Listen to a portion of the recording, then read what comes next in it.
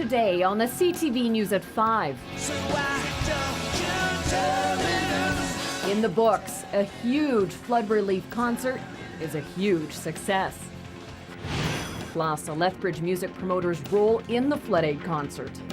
Did I call? And police codes versus plain language. What Lethbridge Regional Police use and why.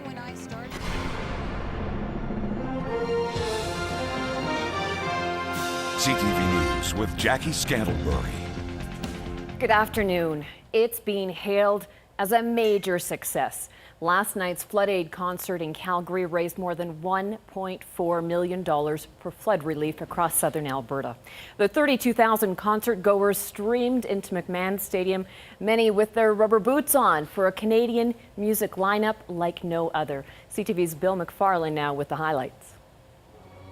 After all the preparation, the scramble to assemble talent and resources, these quiet halls, these empty seats, slowly flooded with 30,000 music fans. No matter who's playing, just to support the community, this is a big deal. Where I work, we were affected, so it's great to have the celebration. It means helping people that still need help. We can't forget about them. Alberta Flood Aid marks the first concert at McMahon Stadium in many years, featuring some of the biggest names in Canadian music, past, so why don't you tell me present, and future. Stormy weather, we're together, singing for you now. There was also plenty of homegrown Albertan music, including Jan Arden, Insensitive. Corb Lund,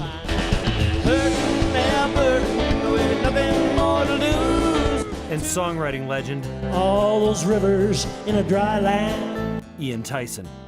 feed the cities of the plain. Mayor Naheed Nenshi and Premier Alison Redford also made appearances before the sold-out crowd. Hosted by comedian Brent Butt, the night was undeniably a success. How much have we raised tonight? $1,400,000. Nearly 2 months after rivers poured through Alberta's streets and after thousands of volunteers came out of the muck, southern Alberta got the hand up it so badly deserves. Bill McFarland, CTV News, Calgary. A Lethbridge music promoter was instrumental in last night's hugely successful concert. Ron Sakamoto is still flying high today. He was one of the key organizers, bringing in some of the biggest names in Canadian music. 32,000 tickets were sold. Organizers expect to raise more than $2 million, but Sakamoto says that's only the start. He says the show is a huge catalyst for donations that are now flowing in. Last night was such a magic night with 32,000 people, and it was a catalyst. Talus donated 100,000 last night, and so a lot of the big companies are now starting to come aboard, and because it went across Canada, it's kind of like snowballing, and we hope. I think now we're up to 2 million. We hope that, I hope we're going to end up at about 10 million. The event was broadcast live on the television and on the web, with the exception of one performance. The crowd at McMahon got to see Nickelback live, but the band did not allow its set to be broadcast, so the show abruptly stopped for television viewers and those online just as the headline act was about to take the stage. Today, there has been quite a backlash on social media. We'll have more details and reaction coming up at 5:30.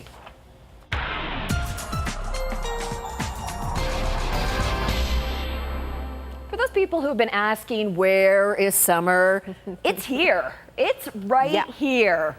It is in your backyard this weekend for sure, and the few days following that as well. A little bit cloudy out there right now, and that's because of a couple of systems drifting across from BC, but we're almost in Chinook mode where we get the peel back of the sky across the mountains and then the cloud cover kind of settles in on the prairies. That's sort of where we are right now, but we're certainly looking at dry conditions for Lethbridge. I'll tell you about some of the other areas that are going to get a little bit of thunderstorm activity, and I'll tell you about that in a couple of minutes. All right, thanks, Dory.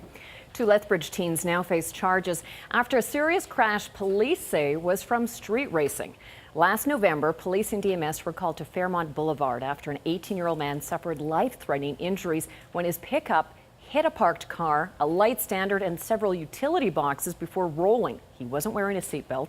The teen was taken to Lethbridge Hospital, then transferred to Calgary Hospital, where he spent 4 months recovering. The driver of the pickup has now been charged with impaired driving, driving over the legal alcohol limit, and street racing. The driver of the other vehicle, a 17-year-old boy, is charged with criminal negligence, street racing, and dangerous driving. Because he was a young offender at the time, his name cannot be released. And because the two are related, neither of their names will be released.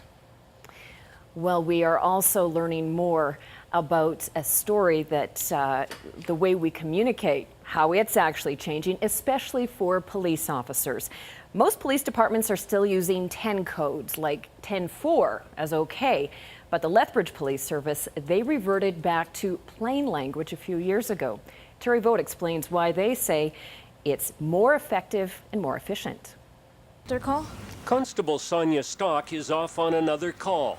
But don't expect to hear any police codes seeping into her conversation with the dispatch center. That's because in 2007, the Lethbridge Regional Police Service joined a handful of agencies across Canada that dropped 10 codes and went to plain language dispatch. Inspector Jeff Cove remembers a time when he had to memorize nearly 50 10 codes, a series of 500 codes, and nearly 100 agency codes. Start adding street addresses, birth dates, and other information, and, well, calls could get complicated. In addition, 10 codes vary from one agency to another, and they're fairly vague. Now when our officers are dispatched to a call that's a disturbance, they can say it's a fight on the street, or it's someone yelling, or it's somebody brandishing a baseball bat. While police in Lethbridge have discovered the benefits of plain language dispatch, most agencies, including the RCMP, have been reluctant to make such a dramatic change. I really doubt that the members of any police force would have any trouble talking back and forth. If they didn't understand, the question would be, well, what are you talking about? And the answer would come in plain English. Even police departments that use the 10 code say it's not a hard and fast rule, that how they communicate often depends on the circumstances, like how busy it is or how many officers are working. Alberta is moving to a province-wide dispatch and communication model, and that could change the way RCMP do things in the future. Meanwhile, city police still have a few 10 codes and alarm buttons that they can trigger during emergencies, but they aren't regretting the move to plain language. Lethbridge police say it also frees up training time so officers can do other things. But just so you know, Constable Stock does carry a list of 10 codes in her notebook, just in case. Terry Vogt, CTV News, Lethbridge. See if we can find our complaint at this time. New national standards for its 10 codes this summer in a move to improve clarity and interprovincial consistency. Business owner Rena Wass has added her name to the list of candidates for Lethbridge City Council in the upcoming civic election. Wass has been a vocal critic of the changeover to LED lighting and streetlights and would like to see Lethbridge as a leader in renewable energy. This is her first try running for City Council, but has attended many council meetings on a fairly regular basis. We've got more sun, more wind here than any place in Canada. What are we doing with this amazing, precious resource? Nothing at the moment. So that's one of my platforms, but there's other things that I'm concerned about too. I'm concerned about family violence, infrastructure, urban sprawl, the downtown core. I don't want to see the downtown core collapse. Wass announced her decision to run for council on Twitter. It was her first and so far only tweet. Exhibition Park is taking steps to try and improve access to the fairgrounds during Whoop Up Days next week. Exhibition officials say the extra room created by closing the Henderson Lake Campground will allow them to provide a separate entrance for exhibitors. It's hoped that will reduce congestion and lineups during the peak times, which is when many of the concessions or exhibitors are changing shifts. The additional 8 acres of land also provides more storage space for Exhibition Park and Midway equipment. For Whoop Up Days, we've always had a lineup on the north gate, and the exhibitors, when they're coming into their booths or the vendors for their food stations, always get lined up there. So we've worked with the city to put some signage up, and the campground gate on North Parkside will be used for an exhibitor's entrance, park in behind Heritage Hall, and then have quicker access into the main pavilion and into their food stations. Whoop Up Days kicks off Tuesday with the parade. Officials say there has been a huge response at the last minute. They now have 147 entries. It's the highest number in at least half a dozen years. Organizers say you can expect the parade to last between 2 and 2.5 hours. After 6 weeks of work experience, the Heritage Youth Research Scholarship Program has come to an end. The University of Lethbridge hosts the program every year, which brings high school students into functioning science labs at the university. Patrick O'Donnell is experimenting with a strain of E. coli to see if it can be useful in cancer therapies. Students and teachers believe it's a great opportunity to expand on interests and expose students to the world of science. I mean, I've spent 6 weeks in a university lab working on a university level project and producing my own university level poster. And I've been able to spend time with other students who are doing the exact same work as I'm doing, just at a higher level then, and with professors and PhD students. This is a great benefit for students to be able to come to the university. It increases their understanding of science. It greatly increases their lab skills and their thinking. So they're able to see a project completed from beginning to end over the 6 weeks that they're here. The students worked closely with undergrad students at the university. They conducted research and participated in scientific lectures during the 6 weeks. A local songwriter is returning home after moving to the West Coast to pursue his musical career. Been sleeping through the days and up all night.